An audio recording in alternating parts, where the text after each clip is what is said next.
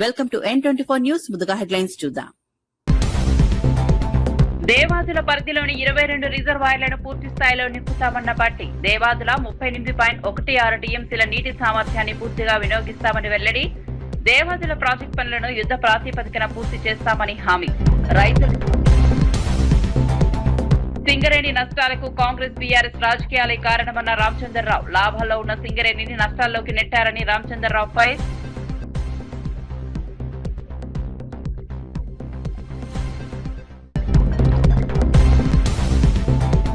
ముందస్తు నోటీసులు లేకుండా నాగార్జున యాదవ్ ను అరెస్ట్ చేశారని వైసీపీ ఫైర్. రేవంత్ రెడ్డి వ్యాఖ్యల కేసులో నాగార్జున యాదవ్ ను అరెస్ట్ చేసిన పోలీసులు. రాజకీయ విమర్శలు చేసిన వారిపై పోలీసులు వ్యవస్థను ప్రయోగిస్తున్నారని ఆరోపణ.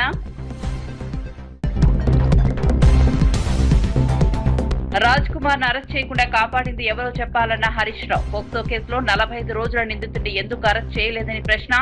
ప్రభుత్వ విమర్శలను వెంటనే అరెస్ట్ చేస్తారు, రాజ్ కుమార్ ను ఎందుకు చేయలేదని ఫైర్.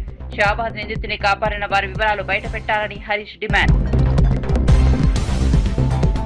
రాయలసీమ లిఫ్ట్ పనులకు కూటమి ప్రభుత్వం నిలిపివేస్తుందన్న వైసీపీ నేతలు. జగన్ హయాంలో రాయలసీమ లిఫ్ట్ పనులు 80% పూర్తయ్యాయని చంద్రబాబు నాయుడు గారు నిర్లక్ష్యం చేస్తున్నారని విమర్శించామని. రాయలసీమ మంత్రి బట్టయ్య రైతులతో ప్రాజెక్టు పనులు వ్యవస్థిస్తామని తీసుకొచ్చి 38.16 టీఎంసీల నీటి సామర్థ్యాన్ని సంపూర్ణంగా వినియోగిస్తామని చెప్పారు. దేవాదుల పరిధిలోని 22 రిజర్వాయర్లను పూర్తి స్థాయిలో నింపి ఆయకట్టుకు సాగునీరు అందించడమే ప్రజాప్రభుత్వ లక్ష్యమన్నారు. ములుగు జిల్లా Tupakulagudem Sammakka Sagar project Devadula water point ను మంత్రులు ఉత్తమ్ కుమార్ రెడ్డి, పొంగులేటి శ్రీనివాసరెడ్డితో కలిసి బట్టి పరిశీలించారు. భూసేకరణ, పెండింగ్ పనులు, మోటార్ల పనితీరుపై అధికారులతో సమీక్షించారు. ఎల్నినో ప్రభావంతో వర్షాభావ పరిస్థితులు ఏర్పడే అవకాశాన్ని ముందుగానే అంచనా వేసి కార్యాచరణ సిద్ధం చేశామన్నారు. గోదావరి జలాలను గరిష్టంగా వినియోగించి రైతులకు సాగునీరు, ప్రజలకు త్రాగునీరు అందించేందుకు ఎంత ఖర్చైనా వెనకాడబోమని బట్టి విక్రమార్క స్పష్టం చేశారు.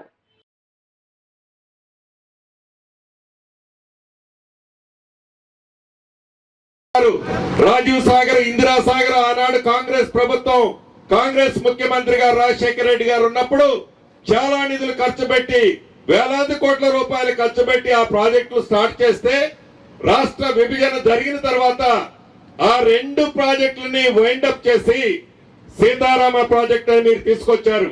నేను దాన్ని తప్పు పట్టడంలా, పేరు మార్చి ఊరు మార్చి వేలాది కోట్లు ఎస్టిమేట్లు మార్చినా దాని గురించి నేను పెద్దగా తప్పు పట్టడంలా. మీరు కట్టితే ఆ కట్టిన దాన్ని అసంపూర్తిగా వదిలేస్తే ఈ ప్రభుత్వం వచ్చిన తర్వాత ఈనాడు వాటిని కూడా ఆడ నడపగలిగి ఉన్నాం కాబట్టి నలుపుతున్నాం. మీరు గమనించాల్సింది, ఆనాటి కాంగ్రెస్ ప్రభుత్వంలో రాజీవ్ సాగర్, ఇందిరా సాగర్ మొదలుపెట్టి వేల కోట్ల రూపాయలు ఖర్చు చేసిన ప్రాజెక్టుని మీకు పేరు రాదని సీతారామ పేరుతో వేలాది కోట్లు అత్యధికంగా ఖర్చు పెట్టి కట్టారు. ఇక్కడ తుమ్మిడిహట్టికి సంబంధించిన దాంట్లో 11,000 కోట్ల రూపాయలు, 11,000 కోట్ల పైచలుగా ఖర్చు పెట్టిన దాన్ని పక్కన పెట్టి మీ పేరు కోసం 8వ అద్భుతం సృష్టిస్తానని కలలు కని ఆ కలల్లో భాగంగానే కింద 3 డ్యాములు కడితే ఆ 3 డ్యాములు కూడా పరిస్థితి ఇందాక మా ఉత్తమాన్ని చెప్పినట్టు ఆ పరిస్థితి కూడా మీకు తెలియదు కాదు. ఒక్క చుక్క నీళ్లు కూడా లిఫ్ట్ చేయకుండా భారతదేశంలో వరి పంటలో రికార్డు స్థాపించింది మా కాంగ్రెస్ ప్రభుత్వ హయాంలోని విషయాన్ని మనం చేస్తున్నాం.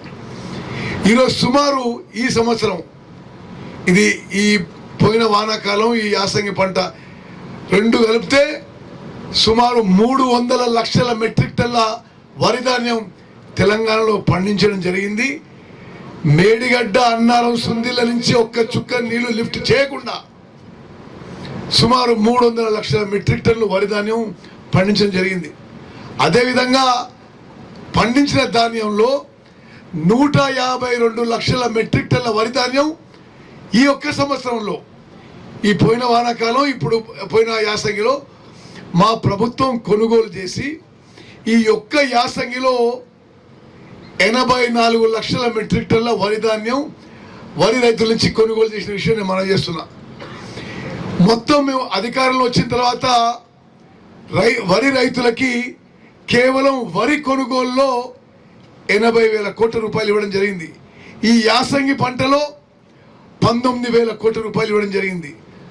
ఇది గత 2.5 ఏళ్ళు 3 ఏళ్ళు మేము అధికారంలో వచ్చిన తర్వాత.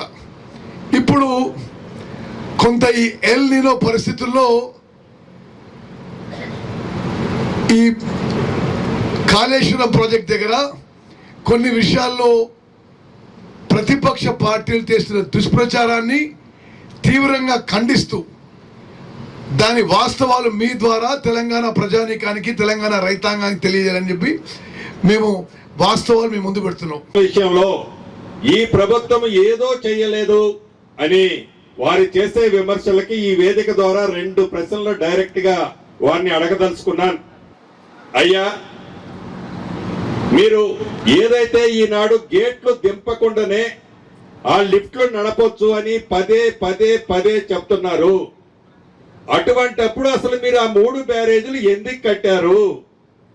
గేట్లు దింపకుండానే మీరు లిఫ్ట్లు నడపొచ్చు అనే సలహాలు ఇచ్చినప్పుడు సుమారు 12,000 కోట్ల రూపాయలతో ఆ 3 బ్యారేజీలు కట్టడానికి కారణం ఏంటి? దాంట్లో మీ స్వార్థం ఏంటి? దీనికి మీరు సమాధానం చెప్పాల్సిన అవసరం ఉంది. గేట్లు దింపకుండానే లిఫ్ట్లు నడపొచ్చు అని చెప్పేది పచ్చి అబద్ధము అని. తెలంగాణలో వర్షాభావ పరిస్థితులు, కాళేశ్వరం జలాల విడుదల అంశంపై మాజీ మంత్రి ఎమ్మెల్యే వేముల ప్రశాంత్ రెడ్డి వినూత్న నిరసన చేపట్టారు. ముప్కల్ కాళేశ్వరం రివర్స్ పంపింగ్ కేంద్రం వద్ద రైతుల కోసం ఆయన రక్తదానం చేశారు. పలువురు బీఆర్ఎస్ నేతలు కూడా రక్తదానంలో పాల్గొన్నారు. రాష్ట్రంలో వర్షాలు లేక రైతులు తీవ్ర ఆందోళనలో ఉన్నారని ప్రశాంత్ రెడ్డి తెలిపారు. పంటలు ఎండిపోతుంటే కాళేశ్వరం వద్ద 1,00,000 క్యూసెక్ల నీరు రోజుకు దాదాపు 10 టీఎంసీల నీరు సముద్రంలో వృధాగా పోతోందని అన్నారు. కన్నేపల్లి మోటార్లు ఆన్ చేసి రైతులకు నీళ్లు ఇవ్వాలని కేటీఆర్ హరీష్ రావు కోరితే ముఖ్యమంత్రి రక్తం చెల్లాలంటూ మాట్లాడారని మండిపడ్డారు. రేవంత్ రెడ్డి తమ రక్తాన్ని తీసుకుని రైతులకు కాళేశ్వరం జలాలు విడుదల చేయాలని డిమాండ్ చేశారు. రైతుల కోసం రక్తదానానికైనా సిద్ధంగా ఉన్నామని ప్రశాంత్ రెడ్డి స్పష్టం చేశారు. ఇవాళ ఎస్ఆర్ఎస్పీ పునర్జీవంలో భాగమైనటువంటి రివర్స్ పంపింగ్ లో భాగమైనటువంటి ఈ ముప్కాల్ పంప్ హౌస్ దగ్గర, ఈ ముప్కాల్ సాక్షిగా నేను ఇవాళ ముఖ్యమంత్రి రేవంత్ రెడ్డి గారికి నా రక్తం ఇస్తా ఉన్నాను. చాలా మంది రైతులు కూడా ఇప్పుడు సిద్ధంగా ఉన్నారు. రైతులందరూ కూడా రక్తం ఇస్తారు. ఇగో రేవంత్ రెడ్డి, మా రక్తాన్ని తీసుకో, కానీ మా రైతులకు కాళేశ్వరం నీళ్ళు ఇవ్వండి. మా రక్తం అడిగినావు కదా, ఇగో మా రక్తం. ఈ రక్తం చూడు, మా బాల్కొండ నియోజకవర్గ రైతన్నలు ఇచ్చినటువంటి రక్తం నాతో సహా. ఇగో ఇది చూడు, ఇదంతా కేసీఆర్ కట్టినటువంటి ముప్కాల్ పంప్ హౌస్. ఎస్ఆర్ఎస్పీ పునర్జీవనంలో భాగంగా రివర్స్ పంపింగ్ లో వరద కాలం మీద కట్టబడినటువంటి 3 పంప్ హౌజులు రాంపూర్, రాజేశ్వరపేట్, ముప్కాల్, ఈ 3 పంప్ హౌజ్ లో చివరి pump house Mupkal pump house నా బాల్కొండ నియోజకవర్గంలో ఉన్నది. బ్రహ్మాండంగా ఉంది. మీడియా దయచేసి మోటార్లన్నీ కూడా చూపించాలి. కన్నెపల్లి పంప్ హౌస్ దగ్గర రైతులు కోరినట్టు, మా కేటీఆర్ గారు కోరినట్టు, పారుతున్న గోదావరి నుంచే కన్నెపల్లి పంప్ హౌస్ బట్టలను నొక్కి నీళ్లు తీసుకురా, నీళ్లు తీసుకొచ్చి వరద కాలంలో వెయ్యి. వరద కాలంలో వేయగానే మా కేసీఆర్ కట్టినటువంటి రివర్స్ పంపింగ్ పంప్ హౌస్లు రెడీ ఉన్నాయి. ఇవి బటన్లు వచ్చి మా శ్రీరామ్ సాగర్ ప్రాజెక్టులో నీళ్లు పోయి వరద కాలువ నింపండి. దయచేసి భేషజాలకు పోకండి. రక్తం అడిగినావు కదా, పంటల మీద చల్లుతా అన్నావు కదా, ఇక చల్లు, తీసుకో, మా రక్తం తీసుకో. కానీ కన్నపల్లి పంప్ హౌస్ మోటార్లు ఆన్ చేయండి, రైతులకు కాళేశ్వరం నీళ్లు ఇవ్వండి. కేసీఆర్ కట్టినటువంటి అన్ని పంప్ హౌస్లు బ్రహ్మాండంగా ఉన్నాయి. మేడిగడ్డను ముట్టకుండానే పారుతున్న గోదావరి నుంచి నీళ్లు తీసుకోవచ్చు. దేశజాలకు పోకండి, ఇగోలకు పోకండి. వర్షాలు లేక రైతులు ఇబ్బంది పడతా ఉన్నారు. రైతుల యొక్క పంటలు కాపాడండి, రైతుల ఉసురు పోసుకోకండి అని చెప్పి నేను ముఖ్యమంత్రి రేవంత్ రెడ్డి గారికి విజ్ఞప్తి చేస్తా ఉన్నాను. తీసుకోండి మా రక్తం. చూడండి పంప్ హౌస్లు, కేసీఆర్ కట్టిన పంప్ హౌస్. జై తెలంగాణ, జై కేసీఆర్. పోక్సో కేసు 6 హత్యల ఘటనపై మాజీ మంత్రి హరీష్ రావు సంచలన ఆరోపణలు చేశారు. ముఖ్యమంత్రి రేవంత్ రెడ్డి సన్నిహితుడైన ఓ మార్కెట్ కమిటీ చైర్మన్ 20 లక్షల రూపాయల లంచం తీసుకుని నిందితుడు రాజ్ కుమార్ అరెస్ట్ కాకుండా కాపాడారని ఆరోపించారు. పోక్సో కేసు నమోదైన తర్వాత కూడా పోలీసులు 45 రోజుల పాటు నిందితుడిని అరెస్ట్ చేయలేదని మండిపడ్డారు. ఆ సమయంలో రాజ్ కుమార్ కోర్టుకు వెళ్లి బెయిల్ తెచ్చుకున్నారని, ఆ తర్వాత 6గురిని హత్య చేశారని ఆరోపించారు. ప్రభుత్వంపై విమర్శలు చేసిన నాగార్జున యాదవ్ సోషల్ మీడియాలో పోస్టు పెట్టిన వారిని వెంటనే అరెస్ట్ చేస్తున్న పోలీసులు తీవ్రమైన పోక్సో కేసు నిందితులపై ఎందుకు చర్యలు తీసుకోలేదని ప్రశ్నించారు. రాజ్ కుమార్ తో పోలీసులు కలిసి మద్యం సేవించారంటూ తీవ్ర ఆరోపణలు చేశారు. నిందితుని కాపాడిన వివరాలను బయటపెట్టి ఘటనపై సమగ్ర విచారణ జరపాలని హరీష్ రావు డిమాండ్ చేశారు. 20 లక్షలు ఖర్చు పెట్టిండు, వచ్చి ఆయనతో 6గురిని ఊచకొత్త కోసిండు. నిన్నొక ఆయన రేవంత్ రెడ్డి గారిని ఆంధ్రప్రదేశ్ లో వెనకైన పేపర్ బాయి పేపర్లు ఎత్తుండే గోడల మీద పెయింటింగ్ రాతలు రాస్తుండే రేవంత్ రెడ్డి అని అన్నాడట. అది ఉన్నదే అన్నాడు, నిజమే అన్నాడు. గోడల మీద రాతలు రాస్తోడిన పెయింటర్. అరే నేను ముఖ్యమంత్రిని, నన్ను పెయింటర్ అంటే వాడిని పోలీసు వాళ్ళు పోయి పట్టుకొచ్చి లోపలేసి పారేశారు. మా గీత ఏదో పోస్ట్ పెట్టి గీతమ్మ మీద కూడా పోలీస్ స్టేషన్ లో కేసు పెట్టారు. నల్లబాలు అని పటాన్చేర్లు ఉంటాడు, ఓ చిన్నగా రేవంత్ రెడ్డి తప్పు చేసిండు అని ఒక ట్వీట్ చేస్తే వాడిని పట్టుకపోయి పాపం జైల్లో పెట్టిండ్రు. మరి రేపు చేసిన మాత్రం మంద అవుతురు పోలీసు వాళ్ళు కూర్చొని. ఇది రేవంత్ పాలన. అంటే మహిళల పట్ల, సైకోల పట్ల ఈ ప్రభుత్వం ఎంత ఉదాసీనంగా ఉందో మనం ఇలా అర్థం చేసుకోవాల్సిన అవసరం ఉంది. వైఎస్ఆర్సీపీ అధికార ప్రతినిధి నాగార్జున యాదవ్ ను తెలంగాణ బేగం బజార్ పోలీసులు గుంటూరులోని ఆయన నివాసంలో అరెస్ట్ చేయడం రాజకీయంగా వివాదాస్పదమైందే. ఎలాంటి ముందస్తు నోటీసులు ఇవ్వకుండానే పోలీసులు నాగార్జున యాదవ్ ను అదుపులోకి తీసుకున్నారని వైఎస్ఆర్సీపీ నేతలు, కుటుంబ సభ్యులు ఆరోపించారు. గతంలో ఓ టెలివిజన్ డిబేట్ లో తెలంగాణ ముఖ్యమంత్రి రేవంత్ రెడ్డిపై నాగార్జున యాదవ్ చేసిన వ్యాఖ్యల నేపథ్యంలో కాంగ్రెస్ నేత ఇచ్చిన ఫిర్యాదు మేరకు కేసు నమోదైనట్టు తెలుస్తోంది. ఈ కేసులో భాగంగానే బేగం బజార్ పోలీసులు గుంటూరుకు వెళ్లి ఆయన అరెస్ట్ చేసినట్లు సమాచారం. రాజకీయ విమర్శలు చేసిన వారిపై పోలీసు వ్యవస్థను ప్రయోగించడం సరికాదని వైసీపీ నేతలు మండిపడ్డారు. అరెస్టుకు సంబంధించిన పూర్తి వివరాలను పోలీసులు వెల్లడించాలని డిమాండ్ చేశారు. నాగార్జున యాదవ్ ను ఎక్కడికి తరలించారనే అంశంపై కుటుంబ సభ్యులు ఆందోళన వ్యక్తం చేశారు. ఈ అరెస్టు వ్యవహారంపై వైఎస్ఆర్సీపీ నేతలు తీవ్ర అభ్యంతరం వ్యక్తం చేస్తున్నారు. కోలుకునే వరకు సీఎం రిలీఫ్ ఫండ్ కింద కొంత రిలీజ్ చేయడానికి ప్రపోజల్ కూడా పెట్టడం జరిగింది. అది త్వరలోనే రిలీజ్ చేయడానికి కూడా అన్ని చర్యలు కూడా తీసుకుంటా ఉన్నాం.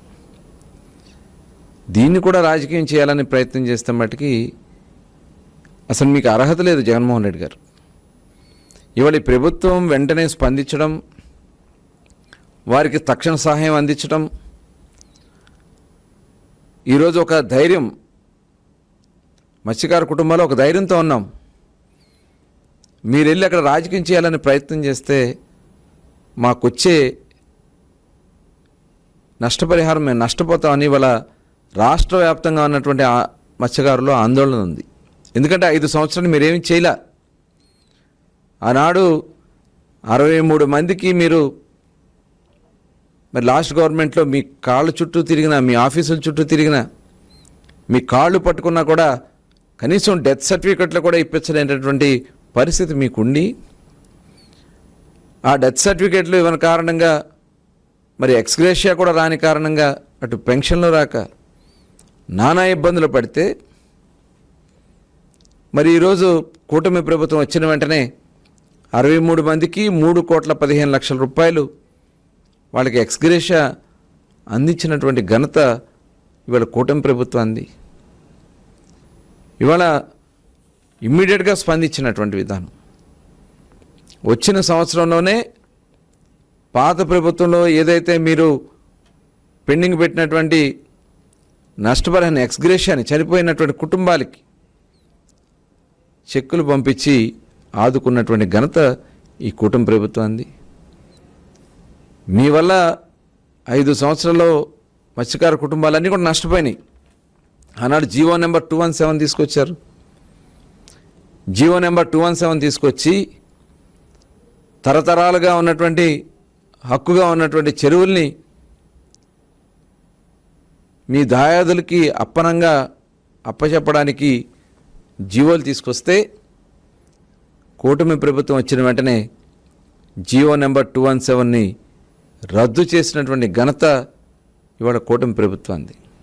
ఆ రోజున కూడా మేము హామీ ఇచ్చాం, మీది ఎవరు కూడా అధైర్యపడద్దు, మీకు తోడుగా అండగా మేము ఉంటాం, మిమ్మల్ని అన్ని విధాలా కూడా మీకు భరోసా ఇస్తామని చెప్పి హామీ ఇచ్చి ఇవాళ జీవో నెంబర్ 217ని రద్దు చేయడం జరిగింది. అదే కాదు, మరి ఆ రోజున హుద్హుద్ తుఫాన్ వస్తే హుద్హుద్ తుఫాన్లో భారతదేశంలోనే ఫస్ట్ టైం కూటమి, ఆ రోజున తెలుగుదేశం ప్రభుత్వం ఉంది, చంద్రబాబు నాయుడు గారు ముఖ్యమంత్రిగా ఉన్నారు, 6 లక్షల రూపాయలు చొప్పున ఫిషింగ్ హార్బర్లో ఫిషింగ్ బోట్స్కి అందించినటువంటి ఘనత మరి ఆనాడు చంద్రబాబు నాయుడు గారిది. మొన్న లాస్ట్ ఎలక్షన్స్ ముందు ఫిషింగ్ హార్బర్లో దగ్గర 45 పడవలు ఫైర్ యాక్సిడెంట్ జరిగి పూర్తిగా నష్టపోతే కనీసం వాళ్ళని వచ్చి పలకరించినటువంటి జగన్మోహన్ రెడ్డి గారు ఇవాళ వచ్చి దొంగ డ్రామాలు ఆడుతూ ఉంటే సింగరేణి సంస్థను కాంగ్రెస్ బీఆర్ఎస్ పార్టీలు తమ రాజకీయ ప్రయోజనాల కోసం నష్టాల్లోకి నెట్టాయని తెలంగాణ బీజేపీ అధ్యక్షుడు రామచంద్రరావు తీవ్ర ఆరోపణలు చేశారు. నాంపల్లిలోని బీజేపీ రాష్ట్ర కార్యాలయం నుంచి సింగరేణి భరోసా యాత్రను పార్టీ నేతలు ప్రారంభించారు. గతంలో లాభాల్లో ఉన్న సింగరేణి సంస్థ ప్రస్తుతం నష్టాలను ఎదుర్కొనే పరిస్థితికి కాంగ్రెస్ బీఆర్ఎస్ విధానాలే కారణమని రామచంద్రరావు విమర్శించారు. ప్రధాని నరేంద్ర మోదీ, కేంద్ర మంత్రి కిషన్ రెడ్డి సింగరేణి సంస్థకు అండగా నిలుస్తూ సంస్థ భవిష్యత్తును బలోపేతం చేసేందుకు కృషి చేస్తున్నారని తెలిపారు. సింగరేణి కార్మికుల ప్రయోజనాల పరిరక్షణకు బీజేపీ కట్టుబడి ఉందని స్పష్టం చేశారు. బీజేపీ నేత డీకే అరుణ మాట్లాడుతూ సింగరేణి ఉద్యోగుల్లో భరోసా కల్పించేందుకు ఈ యాత్ర చేపట్టినట్లు తెలిపారు. సంస్థ అభివృద్ధికి అవసరమైన చర్యలను ప్రజలు, కార్మికులకు వివరించడమే యాత్ర ప్రధాన లక్ష్యమని పేర్కొన్నారు. సింగరేణి ఈరోజు నరేంద్ర మోదీ గారి యొక్క ప్రయత్నంతో, కోల్ శాఖ మంత్రి కిషన్ రెడ్డి గారి ప్రయత్నంతో టెండర్స్ లేకుండా నామినేషన్ బేసిస్ మీద తడచర్ల 2 బ్లాక్ని సింగరేణికి అలాట్ చేయడం అనేది ఇది చాలా పెద్ద విషయం. దీని ద్వారా దాదాపు 1500 మందికి ఉద్యోగాలు కూడా వచ్చే అవకాశాలు ఉన్నాయి. కాబట్టి నరేంద్ర మోదీ గారు అటు 9 బ్లాక్ అయితే ఏంది, తడచర్ల 2 అయితే ఏంది, ఈ యొక్క 2 బ్లాకులు కూడా సింగరేణికి ఇవ్వడంతో ఈరోజు సింగరేణి ఒక కార్మికులు కానీ, సింగరేణి ప్రాంతంలో ఉన్నటువంటి ప్రజలు కానీ ఇది ఒక మంచి ఒక వరంగా వాళ్ళు భావిస్తున్నారు. ఆ ప్రాంతంలో ఉన్నటువంటి సింగరేణి కార్మికులందరికీ కూడా ఒక భరోసా కల్పించడానికి తెలంగాణ రాష్ట్రంలో సింగరేణి కార్మికులు మరి బొగ్గు గనుల ద్వారా రాష్ట్రానికి పెద్ద ఎత్తున మరి ఆదాయం కూడా పెరగబోతున్నటువంటి సందర్భంలో వాళ్ళ లోపల ఉన్నటువంటి అనేక అపోహలను తొలగించినటువంటి క్రమంలో ఈరోజు కిషన్ రెడ్డి గారు ఈ కార్యక్రమాన్ని కార్మికుల మధ్యలో గడపడానికి ఈరోజు రేపు వారితో సమావేశాలు, వారితో కార్మికులతో ఇంటరాక్షన్ కూడా ఉంటుంది. సో ఈ 2 days కూడా ఆ ప్రాంతంలో పర్యటన జరుగుతుంది. సో ఫస్ట్ కొత్తగూడెము, తర్వాత మణుగూరు, తర్వాత రాత్రి భూపాలపల్లి జరుగుతుంది. అది రేపు కూడా కంటిన్యూ అవుతుంది. శివరాత్రి ఆరుద్ర నక్షత్రం ఒకే రోజు రావడంతో తెలుగు రాష్ట్రాల్లోని ప్రముఖ శివాలయాలు భక్తులతో కిక్కిరిసిపోయాయి. 12 జ్యోతిర్లింగ క్షేత్రాల్లో ఒకటైన శ్రీశైలానికి భక్తులు రద్దీ భారీగా పెరిగింది. తెల్లవారుజాము నుంచే భక్తులు పాతాళగంగలో పుణ్యస్నానాలు ఆచరించి బ్రహ్మరాంబ సమేత మల్లికార్జున స్వామిని దర్శించుకున్నారు. స్వామివారి దర్శనం కోసం పెద్ద సంఖ్యలో భక్తులు తరలి రావడంతో ఆలయ పరిసరాలు శివనామస్మరణతో మారుమోగుతున్నాయి.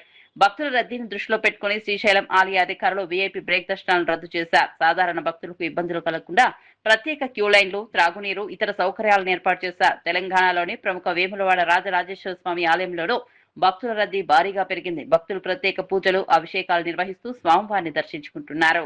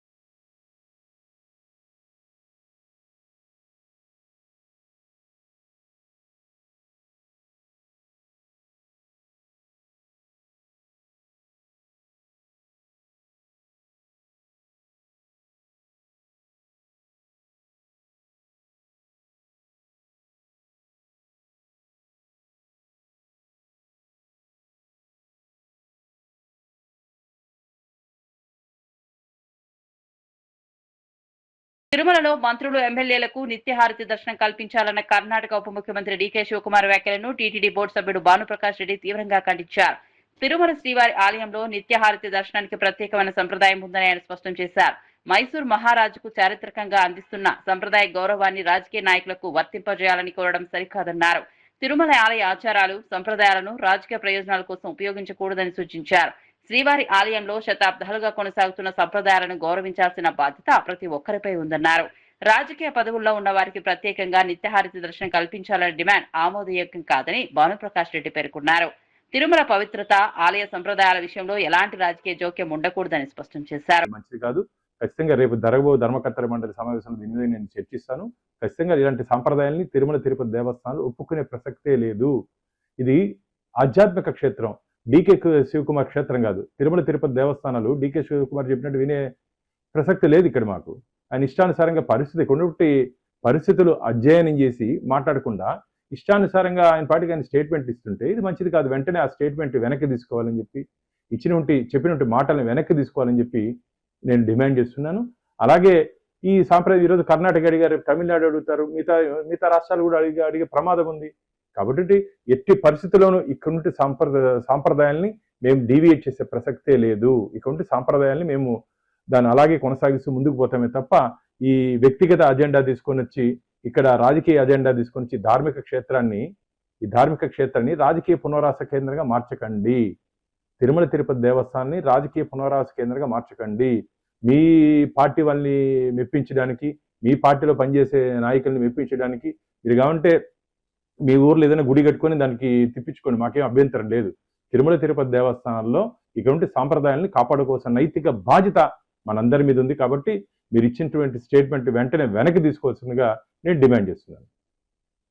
తెలంగాణ రాష్ట్రాన్ని ఇచ్చింది కాంగ్రెస్ అగ్రనేత సోనియా గాంధీ అనే భువనగిరి ఎంపీ చామల కిరణ్ కుమార్ రెడ్డి స్పష్టం చేశారు. బీఆర్ఎస్ 10 ఏళ్ల పాలనలో జరిగిన అరాచకాలు, వైఫల్యాలను చూసిన తెలంగాణ ప్రజలు ఆ పార్టీని అధికారానికి దూరం చేశారని విమర్శించారు. తెలంగాణను కేసీఆర్ కుటుంబం సుమారు 8 లక్షల కోట్ల రూపాయల అప్పుల్లో ఉంచిందని ఆరోపించారు. రాష్ట్ర సంపదను ప్రజల కోసం వినియోగించకుండా కుటుంబ పాలనకు ప్రాధాన్యమిచ్చారని మండిపడ్డారు. కాంగ్రెస్ ప్రభుత్వం ప్రజా సంక్షేమం, అభివృద్ధి లక్ష్యంగా పనిచేస్తోందని తెలిపారు. బీఆర్ఎస్, బీజేపీ పార్టీలు బయటకు పరస్పరం విమర్శలు చేసుకుంటున్నా రాజకీయంగా రెండూ ఒకటేనని ఆరోపించారు. తెలంగాణ ప్రజలు వారి రాజకీయాలను గమనిస్తున్నారని చామల పేర్కొన్నారు. కాంగ్రెస్ పై చేస్తున్న తప్పుడు ప్రచారాలను ప్రజలు నమ్మే పరిస్థితి లేదని, ప్రజలకు ఇచ్చిన హామీలను అమలు చేస్తూ ప్రభుత్వం ముందుకు సాగుతోందని ఎంపీ చామల కిరణ్ కుమార్ రెడ్డి తెలిపారు. బలిదానం చేసిరని అడుగుతున్నాను. నేను ఒకటి చెప్పదలుచుకున్నా. ఈ రోజు తెలంగాణ ఇవ్వడానికి కారణం ఎవరు? తెలంగాణ ఇచ్చింది ఎవరు? తెలంగాణ ఇచ్చింది కాంగ్రెస్ పార్టీ, సోనియా గాంధీ. ఎందుకు ఇచ్చింది? మీరు కావాలని అక్కడ ప్రజలను, విద్యార్థులను రెచ్చగొట్టి బలిదానాలకు మీరు కారణమయ్యి, మీ బావ అగ్గిపెట్టి హరీష్ని అడిగితే చెప్తాడు ఏమేం చేసిర్రో మీరు అధికారంలోకి రావడానికి అని చెప్పి. ఏమేమి అబద్ధాలు చెప్పిర్రో నీకు తెలుసు, మీ బావకు తెలుసు, మీ నాయనకు తెలుసు.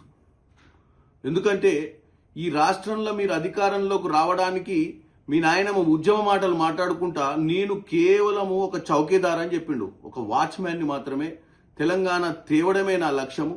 నాకు ఏ అధికార దాహం లేదు. నేను ఏ అధికారం కోసం పనిచేస్తలేను. నాకు ముఖ్యమంత్రి పదవి వద్దు, దళితునికి ఇస్తా.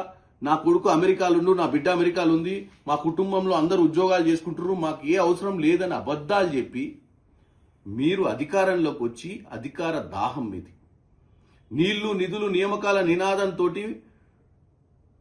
విద్యార్థులను, నిరుద్యోగులను రెచ్చగొట్టి వాళ్ళ బలిదానాలకు కారణకులు మీరేరు.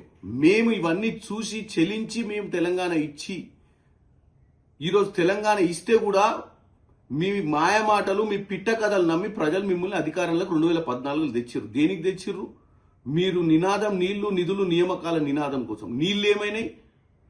లక్షల కొద్ది, 1,00,000 కోట్ల పైచిల్కు ఖర్చు పెట్టిన కాళేశ్వరం ఏమైంది? దక్షిణ తెలంగాణ ప్రాజెక్టులలో పాలమూరు రంగారెడ్డికి 1,000 కోట్లు ఖర్చు పెడితే ఏమైంది? కేవలం కమిషన్లు దండుకూరు తప్ప 1 ఎకరానికి నీళ్ళు అని హరీష్ రావు గారు ఇవాళ వచ్చి రోజు పొద్దున, సాయంత్రం, మధ్యాహ్నం ప్రెస్ మీట్లు పెట్టి ఇప్పుడు నడుస్తున్న ప్రభుత్వాన్ని, ఇప్పుడు రేవంత్ రెడ్డి గారు చేసే పనిని అడ్డుకునే ప్రయత్నం చేస్తున్నారు తప్ప ఎవడన్నా ప్రపంచంలో ఒక్కసారి తెలంగాణ ప్రజలు ఆలోచించాలి. ఎవడన్నా పేర్లు మార్చుకుంటారా? పార్టీకే పేరు మారవలే. ఒకప్పుడు వీళ్ళు ఈరోజు మళ్ళా ఉద్యమ మాటలు మాట్లాడి తెలంగాణ ప్రజల్ని రెచ్చగొట్టేటువంటి ధోరణి ఇవాళ మాట్లాడుతుండు కేటీఆర్. అసలు కేటీఆర్ ఎక్కడుండు? ఉద్యమ సమయంలో 2009లో వచ్చిండు. కేకే మహేందర్ రెడ్డి గారి పొట్టగొట్టి, ఉద్యమకారుని పొట్టగొట్టి ఆ సీట్లో కూర్చొని ఎమ్మెల్యే అయిపోయి మంత్రి అయిన తర్వాత అసలు కేటీ రామారావు పేరేంది? వీళ్ళు పార్టీ పేరే కాదు, మొట్టమొదటిసారిగా కేసీఆర్కు టికెట్ ఇస్తారని చెప్పి, టికెట్ రాదని చెప్పి అప్పుడు ఎన్టీ రామారావును ఒక సెంటిమెంట్లో పెట్టి, నా కొడుకు నువ్వంటే నేను పెద్ద అభిమాని, నా కొడుకు పేరు తారక రామారావు పెట్టినా అని చెప్పి అజయ్ రావు పేరును తీసుకుపోయి తారక రామారావు పేరు చేసినటువంటి దరిద్రపు ఆలోచన మీది అధికారం కోసం. అంటే ఆ రోజు టికెట్ కోసం, సీటు కోసం అప్పటికప్పుడు కొడుకు పేరు మార్చి అబద్ధాలు చెప్పి సీటు తీసుకున్నటువంటి పరిస్థితి నీది, కేసీఆర్ గారిది. ఇప్పుడు కేటీఆర్ వచ్చి ట్వీట్లు కొడుతుండు, ఈయన గొప్ప మహానుభావుని లెక్క. మీరు ఏ రోజన్నా ఈ బలిదానాలు చేసుకున్నటువంటి విద్యార్థులను కానీ, నిరుద్యోగ తల్లిదండ్రులను ఏ రోజన్నా పట్టించుకున్న దాఖలాలు ఉన్నాయా 10 సంవత్సరాలలో? ప్రొఫెసర్ జయశంకర్ గారు తెలంగాణ పిత అని చెప్పి, తెలంగాణ ఉద్యమాల సమయంలో ఆయనే ఈ యొక్క జాతి పిత అని చెప్పినావు తెలంగాణకు. ఎప్పుడైతే అధికారంలోకి వచ్చి నేనే జాతి పిత, నేనే ముఖ్యమంత్రి, నా కొడుకు మంత్రి, నా బిడ్డ మంత్రి, నా అల్లుడు మంత్రి, నా ఇంట్లోనే 5-6 పోస్టులు కావాలని అన్నది మీరు ఇప్పుడు వచ్చి ఉద్యమ సమయం గురించి, బలిదానాల గురించి, మలిదశ ఉద్యమం గురించి మాట్లాడతారా? కేవలం మంత్రి పదవి స్పెషల్ ఇంటెన్సివ్ రివిజన్ ప్రక్రియపై ప్రజలు అప్రమత్తంగా ఉండాలని కేంద్ర మంత్రి కిషన్ రెడ్డి సూచించారు. ప్రతి ఒక్కరూ తమ పేరు ఓటర్ల జాబితాలో ఉందో లేదో తప్పనిసరిగా పరిశీలించుకోవాలని కోరారు. అంబర్పేట నియోజకవర్గంలో కాచిగూడ నుంచి గోల్నాక, అంబర్పేట్, బాగ్ అంబర్పేట్ మీదుగా నల్లకుంట వరకు కిషన్ రెడ్డి పాదయాత్ర నిర్వహించారు. ఈ సందర్భంగా స్థానిక ప్రజలతో మాట్లాడి వారి సమస్యలను అడిగి తెలుసుకున్నారు. Water board, GHMC, Transco, Genco అధికారులతో కలిసి పలు పౌర సమస్యలను పరిశీలించారు. హైదరాబాద్ నగరం వేగంగా విస్తరిస్తున్న నేపథ్యంలో అందుకు అనుగుణంగా మౌలిక సదుపాయాలను అభివృద్ధి చేయాల్సిన బాధ్యత రాష్ట్ర ప్రభుత్వంపై ఉందన్నారు. త్రాగునీరు, డ్రైనేజీ, విద్యుత్, రహదారుల సమస్యలను త్వరగా పరిష్కరించాలని అధికారులకు సూచించారు. ఓటు హక్కు విషయంలో నిర్లక్ష్యం చేయకుండా ఎస్ఐఆర్ ప్రక్రియను ప్రజలు జాగ్రత్తగా పరిశీలించాలని కిషన్ రెడ్డి కోరారు. మెయిన్ రోడ్ల మీద షాపులు మూసేస్తే చీకటిగా అయిపోయింది. ప్రధానమైనటువంటి రోడ్డు మీద ఎక్కడ కూడా వీధి లైట్లు లేవు ప్రభుత్వ పరంగా. ప్రైవేట్ లైట్లు, షాప్స్ ముందు ఉన్నటువంటి లైట్లు, ఆ షాపుల మీద ఉన్నటువంటి బోర్డుకు సంబంధించినటువంటి సైనింగ్ లైట్స్ తప్ప మిగతా లైట్లే ఈరోజు కనిపించే పరిస్థితి లేదు. కాబట్టి నేను రాష్ట్ర ముఖ్యమంత్రి గారిని కోరుతా ఉన్నాను, ఈరోజు హైదరాబాద్ నగరము మరి 40% జనాభా ఉన్నటువంటి నగరానికి నిధుల కొరత ఉంది. రాష్ట్ర ప్రభుత్వానికి 70% ఆదాయం హైదరాబాద్ నుంచి వస్తున్నప్పటికీ కూడా హైదరాబాద్ అభివృద్ధి కోసం రాష్ట్ర ప్రభుత్వం 5% కూడా నిధులు కేటాయించడం లేదు. నెల్లూరులో వైఎస్ఆర్సీపీ టాస్క్ ఫోర్స్ ఆధ్వర్యంలో నిర్వహించిన రౌండ్ టేబుల్ సమావేశంలో సాగునీటి ప్రాజెక్టులపై నేతలు కీలక వ్యాఖ్యలు చేశారు. ముఖ్యమంత్రి చంద్రబాబు నాయుడు ఇరిగేషన్ రంగాన్ని పూర్తిగా నిర్లక్ష్యం చేస్తున్నారని ఆరోపించారు. వైఎస్ జగన్ ప్రభుత్వ హయాంలో రాయలసీమ లిఫ్ట్ ప్రాజెక్టు పనులు 80% పైగా పూర్తయ్యాయని తెలిపారు. అయితే కూటమి ప్రభుత్వం అధికారంలోకి వచ్చిన తర్వాత లోపాయికూరు ఒప్పందాలతో ప్రాజెక్టు పనులు నిలిపివేసిందని విమర్శించారు. రాయలసీమ రైతులకు సాగునీరు అందించే కీలక ప్రాజెక్టుపై ప్రభుత్వం నిర్లక్ష్యంగా వ్యవహరించడం సరికాదన్నారు. ప్రాజెక్టు పనులు నిలిచిపోవడంతో రైతులకు తీవ్ర నష్టం జరుగుతోందని ఆందోళన వ్యక్తం చేశారు. సాగునీటి ప్రాజెక్టుల విషయంలో రాజకీయాలకు తావివ్వకుండా ప్రభుత్వం వెంటనే పనులను పునః ప్రారంభించాలని డిమాండ్ చేశారు. రాయలసీమ లిఫ్ట్ ప్రాజెక్టును పూర్తి చేసే వరకు వైఎస్ఆర్సీపీ ఆధ్వర్యంలో రైతులతో కలిసి ఉద్యమం చేపడతామని నేతలు స్పష్టం చేశారు. ఎన్జీటీ పేరుతో, అది కూడా చంద్రబాబు నాయుడు గారు తన మనుషులతో వేయించిన కేసుకు సంబంధించి వచ్చిన పర్యావరణ అనుమతులు లేకుండా చేస్తున్నారన్న దానికి సంబంధించి ఎగ్జిస్టింగ్ ప్రాజెక్ట్స్కి అవసరమైన నీళ్లు ఇవి, తాగునీళ్లకు అవసరం ఇవ్వడానికైనవి, అలాగే ఎగ్జిస్టింగ్ ప్రాజెక్ట్స్కు వచ్చిన వాటరు అది వచ్చేట్టు చూడడం కోసం చేస్తున్నది తప్ప కొత్త దీనికి అనుమతులు అక్కర్లేదంటూ గవర్నమెంట్ నిర్ణయం తీసుకొని తాగునీళ్ల కోసం ఇది పూర్తి చేస్తున్నాం, అత్యవసరమైన తాగునీళ్ల కోసమని మళ్ళీ ఒక జీవో ఇచ్చి దాన్ని కూడా ఓవర్కమ్ అయి పనిచేస్తున్న నేపథ్యంలో చంద్రబాబు నాయుడు గారు వచ్చారు. ఆ తర్వాత అది ఆగిపోయింది. ఆగిపోయిన విషయం కూడా ఎవరికి తెలియదు. ఈ 2026 జనవరిలో అసెంబ్లీలో రేవంత్ రెడ్డి గారు, తెలంగాణ ముఖ్యమంత్రి, వాళ్ళ తెలంగాణ అసెంబ్లీలో చెప్తే తప్ప ప్రపంచానికి తెలియదు. ఆయన ఏం చెప్పారనేది కూడా ప్రపంచానికి ఇప్పుడు తెలుసు. చెప్పిన తర్వాత అది వైఎస్ఆర్ కాంగ్రెస్ పార్టీ వాళ్ళు జనంలోకి తీసుకొచ్చాక మీ ద్వారా, మీడియా ద్వారా కిందికి పోయింది. ఏమని లోపాయకారిగా మా మధ్య టాక్స్లో చంద్రబాబు నాయుడు గారు ఒప్పుకున్నారు, నీ మీద ఉండే గౌరవంతో ఇది రాయలసీమ లిఫ్ట్ నేను ఆపేస్తున్నా అన్నారు, ఆపేశారు అని. ఇది జరిగింది జనవరిలో. అది వస్తే దాని మీద ఎట్లా చేశారు, జరుగుతున్న పని, పూర్తయిన పని ఎందుకు మీరు కంప్లీట్ చేయలేదు, ఆ దాదాపు పూర్తయిన పని. ఇది రాయలసీమ ప్రాంతానికి, నెల్లూరుకు ప్రాణాధారం కదా. ఉన్న నీళ్ళ కేటాయింపుకి నీళ్లు తీసుకోవాలన్నా కూడా ఇది అవసరం కాదా అనే క్వశ్చన్ చేస్తే కూడా సమాధానం. ఉండవల్లిలో ప్రభుత్వం చేపట్టిన బలవంతపు భూసేకరణ కారణంగానే రైతు గుంటక పద్మారెడ్డి హఠాన్మరణం చెందారని సిఆర్డీఏ రైతుల పరిరక్షణ కమిటీ ఆరోపించింది. పంటలు సాగులో ఉన్న సమయంలోనే భారీ పోలీస్ బలగాలను మోహరించి బుల్డోజర్లతో పొలాల్లోకి ప్రవేశించారని వైఎస్ఆర్సీపీ నేతలు విమర్శించారు. రైతుల అభ్యంతరాలను పట్టించుకోకుండా పంటలను నాశనం చేసి భూములను స్వాధీనం చేసుకునే ప్రయత్నం చేశారని ఆరోపించారు. కోర్టులకు సెలవు ఉన్న సమయాన్ని చూసుకుని ప్రభుత్వం ఈ చర్యలకు పాల్పడుతోందని మండిపడ్డారు. భూములపై ఆధారపడి జీవిస్తున్న రైతులను భయభ్రాంతులకు గురి చేయడం సరికాదన్నారు. రైతు పద్మారెడ్డి మృతికి ప్రభుత్వ చర్యలే కారణమని ఆరోపిస్తూ బాధిత కుటుంబానికి న్యాయం చేయాలని డిమాండ్ చేశారు. బలవంతపు భూసేకరణను వెంటనే నిలిపివేయాలని కోరారు. రైతుల హక్కుల పరిరక్షణ కోసం అవసరమైతే సుప్రీంకోర్టు వరకు వెళ్లి న్యాయ పోరాటం చేస్తామని సిఆర్డీఏ రైతుల పరిరక్షణ కమిటీ నేతలు స్పష్టం చేశారు. బుల్డోజ్ చేసేద్దాం అని రైతుల మీద ఏమన్యాయండి? రైతుల మీద పోలీసులు ప్రయోగిస్తారా? రైతుల మీద బుల్డోజర్లు ప్రయోగిస్తారా? మహిళా రైతులు లాగి పారేస్తారా? ఏంటి అన్యాయం? ఈ అన్యాయాన్ని ఎదుర్కోవడానికి మేము ప్రయత్నం చేయకూడదా? ఏంటిది? అదేమంటే రాజధానికి వ్యతిరేకం అంటే రాజధానికి వ్యతిరేకం అంటే మీరు రాజధానిలో మీ ఇష్టం వచ్చినట్టుగా రావణ కాక్ష చేస్తారా? రాజధానిని దౌర్జన్యాలు చేస్తారా? చట్ట ప్రకారం వెళ్తే ఎవడు కాదన్నాడు? పూలింగ్కి ఇచ్చిన దగ్గర తీసుకున్నారు, పూలింగ్కి ఇవ్వనోడి మీద ప్రయోగిస్తున్నారు. ప్రయోగించేది కూడా సక్రమంగా ప్రయోగిస్తున్నారా? రేట్ అసెస్మెంట్ చేస్తున్నారా? చేయటం లేదు. ఏంటి దారుణం? దీన్ని ప్రశ్నిస్తాం, చివరిదాకా ప్రశ్నిస్తాం, వారికి అండగా ఉంటాం. ఒక్క రైతు అయినా సరే, ఎంతమంది ఆఫ్టర్ 11 మంది రైతులు, ఎంతో పొలాలు తెలిసాలి, 20 సెంట్లు 30 సెంట్లు 40 సెంట్లు ఎకరం ఉండోడు కొల్లాడు. వాళ్ళ మీద రాష్ట్ర ప్రభుత్వం పోలీసు ప్రయోగమా, బుల్డోజర్ల ప్రయోగమా, మహిళా కానిస్టేబుల్ తీసుకెళ్లి మహిళలు అయితే లాగేస్తారా? ఏంటిది? ఎంత అన్యాయం జరుగుతూ ఉంది ఇవాళ. దాని మీద వారికి అనుకూలంగా రైతులందరూ వచ్చారు. అవసరమైతే వాళ్ళ దగ్గరికి వెళ్తాం, వాళ్ళతో మాట్లాడతాం. ఈ బాధిత కుటుంబాలతో హైకోర్టులో ఫైట్ చేస్తాం. హైకోర్టులో న్యాయం జరగకపోతే సుప్రీంకోర్టుకు వెళ్తాం. మీరు చేస్తున్నది తప్పు అని చట్టబద్ధంగా నిరూపించేంత వరకు వైఎస్ఆర్ కాంగ్రెస్ పార్టీ వారికి జగన్మోహన్ రెడ్డి గారి నాయకత్వంలో అండగా ఉంటామని కూడా ఈ సందర్భంగా మేము చెప్పదలుచుకున్నాం. మళ్ళా రిపీటెడ్గా సమస్య. దేవాదుల పరిధిలోని 22 రిజర్వాయర్లను పూర్తి స్థాయిలో నింపుతామన్న పార్టీ. దేవాదుల 38.16 టీఎంసీల నీటి సామర్థ్యాన్ని పూర్తిగా వినియోగిస్తామని వెల్లడి.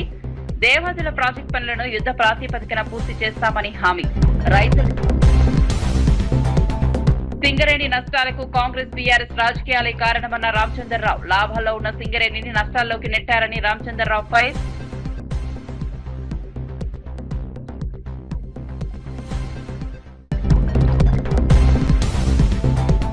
ముందస్తు నోటీసులు లేకుండా నాగార్జున యాదవ్ ను అరెస్ట్ చేశారని వైసీపీ ఫైర్. రేవంత్ రెడ్డి వ్యాఖ్యల కేసులో నాగార్జున యాదవ్ ను అరెస్ట్ చేసిన పోలీసులు. రాజకీయ విమర్శలు చేసిన వారిపై పోలీసులు వ్యవస్థను ప్రయోగిస్తున్నారని ఆరోపణ.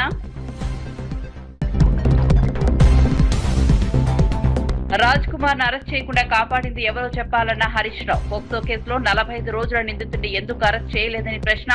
ప్రభుత్వ విమర్శలను వెంటనే అరెస్ట్ చేస్తారు, రాజ్ కుమార్ ను ఎందుకు చేయలేదని ఫైర్.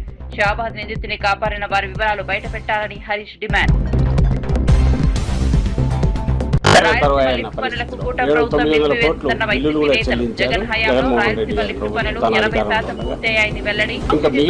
చంద్రబాబు పూర్తిగా నిర్లక్ష్యం చేస్తున్నారని విమర్శ. రాయలసీమ లిఫ్ట్ పూర్తయ్యే వరకు రైతులతో కలిసి ఉద్యమిస్తామని హెచ్చరిక. మరిన్ని అప్డేట్స్ కోసం చూస్తూనే ఉండండి